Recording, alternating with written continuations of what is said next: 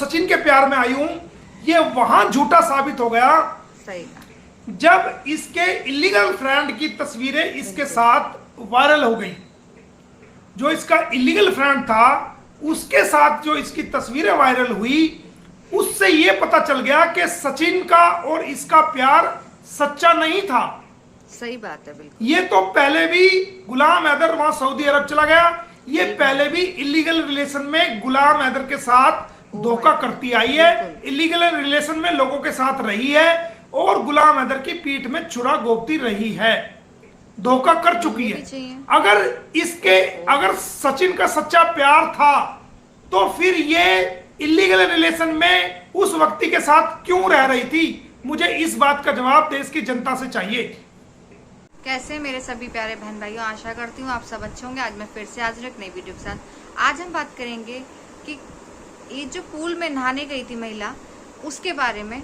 तो मोमिन मलिक सर का एक वीडियो मेरे पास आया इससे रिलेटेड, मैं आपको वो शेयर कर जाती हूँ। वीडियो स्टार्ट करने से पहले आप लोगों से गुजारिश है, अगर वीडियो आपको अच्छा लगे देखने के बाद तो एक लाइक जरूर कीजिएगा। चैनल पर नए हैं तो प्लीज़ सब्सक्राइब कर शेयर कीजिएगा।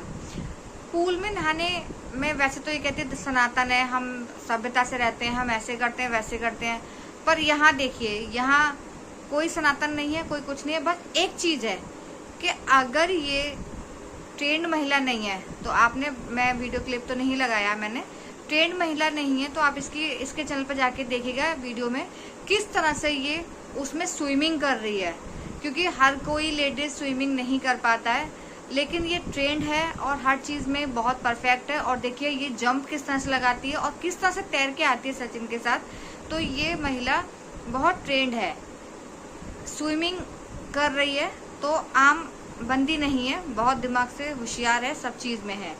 आप देखिएगा इसके चैनल पे जाके कि ये स्विमिंग किस तरह से कर रही है। तो मोमिन मलिक सर का इस पे वीडियो एक मेरे पास आया हुआ है जिसमें वो काफ़ी रिएक्शन दे रहे हैं, तो उसको पूरा देखिएगा, ज़्यादा शेयर कीजिएगा, क्योंकि स्विमिंग पूल से रिलेटेड ही है सारा कुछ कि किस तरह से ये स्विमिंग करती है वहाँ पे और किस तरह से स्विमिंग में तैरती है। बच्चे भी नहाते हैं, सब कुछ करते हैं, लेकिन इसके नहाने का तरीका बिल्कुल जैसे कि ट्रेंड स्विमिंग होती है ना, ट्रेंड जैसे बंदा होता है स्विमिंग करता है उस तरह से है।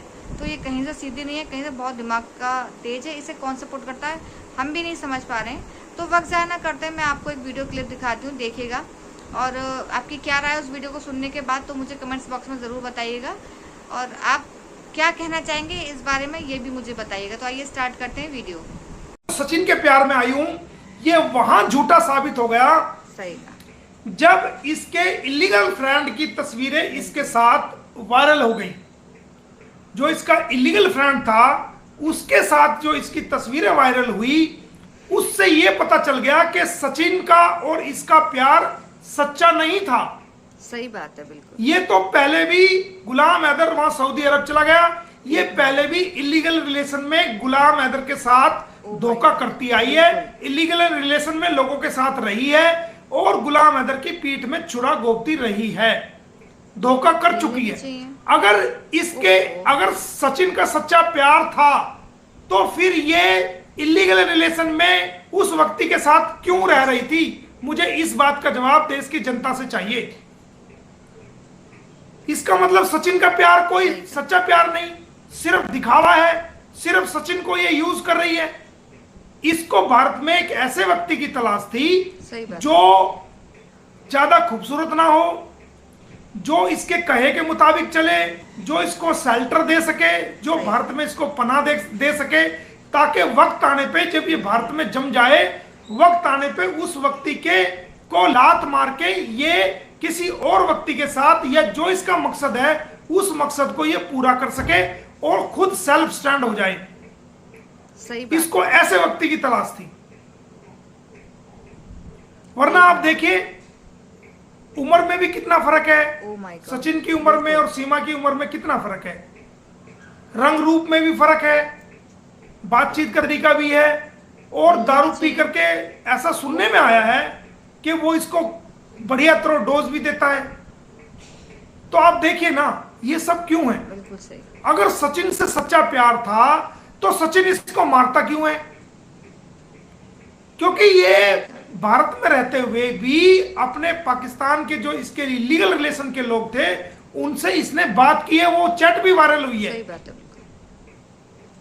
भारत में रहते हुए इस इंसान ने, इस बंदी ने पाकिस्तान का नंबर डाउनलोड किया है। अगर ये कह रही है कि मैं भारत के प्रति वफादार हूं और भारत के प्रति सारे कानून को मैं मानूंगी और भारत के सारे कानून की मैं जो है वो कानूनों को मैं जो ना इम्प्लीमेंट करूंगी, सबको मानूंगी, तो इसको भारत का नंबर डाउनलोड करना चाहिए था। अगर इसको व्हाट्सएप की जरूरत थी तो भारत का नंबर डाउनलोड करती, उसका कोड सचिन के पास आता या नेत्रपाल के पास आता या जो उनका ये सिम यूज कर रही है इसके पास आता, भारत का नंबर डाउनलोड कर लेती व्हाट्सएप। कौन रोक रहा था इसको? लेकिन इसने स्पेशल पाकिस्तान का नंबर डाउनलोड किया, उसका कोड पाकिस्तान में गया और फिर इसने वहां से कोड लिया और उस नंबर को इसने भारत में डाउनलोड किया। अगर ये भारत के प्रति वफादार थी या भारत के प्रति सच्ची थी तो इसको पाकिस्तानी नंबर डाउनलोड करने की क्या जरूरत थी? ये भारत का नंबर डाउनलोड करती। जो व्हाट्सएप नंबर है इसका वो भारत का नंबर डाउनलोड करती ना, व्हाट्सएप नंबर।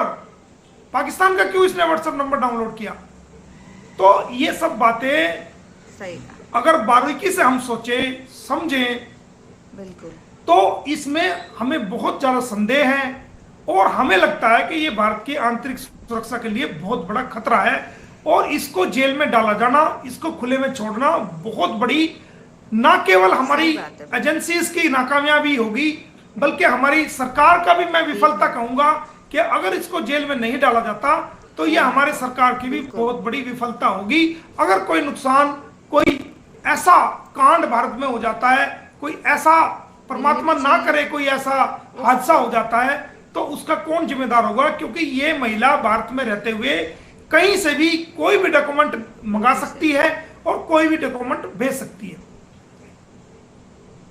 हमारे खिलाफ एक जो फर्जी एफआईआर थी जिसको हमने कोर्ट में चैलेंज किया हुआ है, जो मेरे ऊपर हमला किया गया था और हमने भी एफआईआर कराई, दूसरी पार्टी ने भी एफआईआर कराई, तो जो हमने अपने बचाव में कार्रवाई की और उस पर फर्जी एफआईआर जो दर्ज हुई वो इसके पास कैसे चली गई? एक पाकिस्तानी महिला के पास कैसे एफआईआर चली गई? बार काउंसिल के जो एक झूठी कंप्लेंट थी वो झूठी कंप्लेंट इसके पास कैसे चली गई? इसका मतलब तो कल ये विदेश मंत्रालय के भी सारे डॉक्यूमेंट निकाल लेगी, गृह मंत्रालय की भी निकाल लेगी, सही और हमारी विदेशी सेना जो हमारी आर्मी है उनके भी डॉक्यूमेंट ये निकाल लेगी। ये भारत में स्टेटमेंट दे रही है कि मुसलमान, कटवे, मुल्ले ऐसे शब्दों का प्रयोग कर रही है। तो अगर आप ऐसे शब्दों का प्रयोग करोगे उससे मुसलमान कम्युनिटी के अंदर आपके प्रति गुस्सा पैदा हो जाएगा, रोष पैदा हो जाएगा और वो कहीं ना कहीं किसी न किसी रूप में वो धरने, प्रदर्शन, लड़ाई, झगड़ा, फसाद कुछ भी हो सकता है। देश की जो है कानून व्यवस्था खराब हो सकती है। तो सारे फसाद की जड़ जो है वो सोशल मीडिया है जो इस द्वारा प्रयोग किया जा रहा है। सही बात है।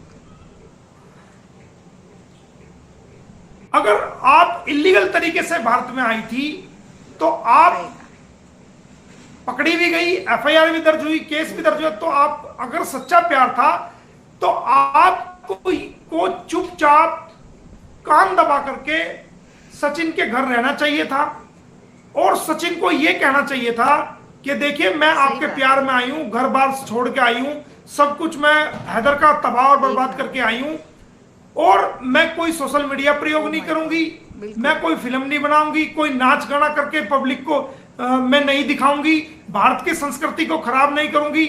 आप जाइए, कमा के लाइए, मेहनत करिए या मजदूरी करिए या नौकरी करिए, आप जो कमा के लाएंगे ईमानदारी के साथ, मेहनत के साथ, मजदूरी के साथ भी आप कमा के लाएंगे तो जो रूखी सूखी रोटी होगी, अगर जहां प्यार होता है, अगर रूखी सूखी रोटी भी मिल जाए तो उस प्यार का अंत वहां आता है ना, रूखी सूखी रोटी भी मिल जाए।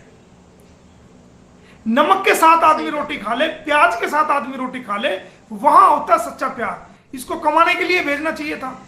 सोशल मीडिया का प्रयोग करने की क्या जरूरत थी इसको?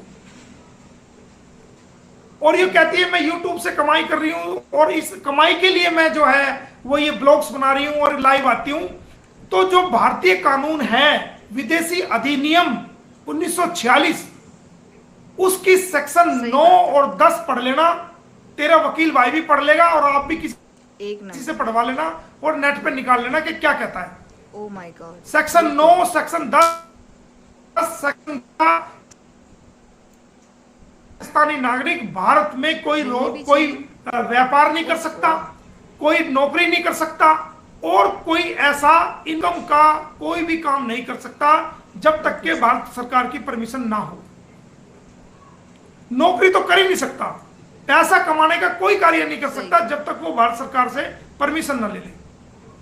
तो आप तो सोशल मीडिया के माध्यम से जो पैसे कमा रही है, आप तो सेक्शन भारतीय विदेशी अधिनियम का वैसे ही वायलेशन कर रही है। वो हमने कोर्ट को बताया कि देखिए जनाब, इनका मकसद क्या है और कानून क्या कहता है। मैंने पूरा विदेशी अधिनियम 1946, जो भारतीय विदेशी अधिनियम 1946 है, उसकी तमाम सेक्शंस को कोर्ट के सामने रखा, एक एक बात को समझाया और बताया। और कोर्ट ने फिर इसको कहा कि सीमा हैदर सही बात, अगली तारीख पे कोर्ट में हाजिर हो, एसएचओ रघुपुरा कोर्ट में हाजिर हो, यूट्यूब कोर्ट में हाजिर हो, फेसबुक कोर्ट में हाजिर हो, इंस्टाग्राम कोर्ट में हाजिर हो, बिल्कुल, और जवाब दाखिल करे कि क्यों ना